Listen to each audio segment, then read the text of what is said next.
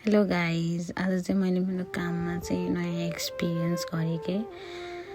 मैले धेरै मान्छेहरू मरेको सुने देखेँ होइन, तर आफूले सेयर गरिरहेको मान्छे आफ्नै हातमा बित्दाखेरि चाहिँ कस्तो नराम्रो लाग्दो रहेछ कि।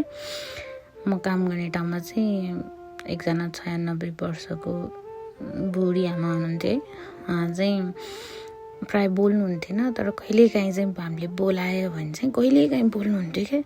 अनि आज के भयो भने उहाँको उफुरो थियो, उफुरो पनि ज्वरो आएको भएर चिउसी भयो। अनि खानासाना खुवायौँ दिउँसो, अनि खाएर उहाँलाई हिजो गरेर बेडमा सुताइदिउँ होइन। अनि बेडमा सुतायो, खाना खाएर बेडमा सुताउन्जेलसम्म पनि हामीले बोलाउँदा बोल्नुभयो कि। अनि कस्तो छ खाना मिठो भयो भन्दाखेरि मिठो भनेर भन्नुभयो है। पछि चाहिँ एकछिनपछि हेर्न जाँदा त उहाँ बित्नुभयो क्या, बित्नु भएको रहेछ है। अनि मलाई त कस्तो नराम्रो छाँगाबाट खसे जस्तो भयो क्या। मलाई त आफ्नै हातमा हेरिरहेको एकछिन देखेको मान्छे एकछिनपछि देख्न पाइँदैन।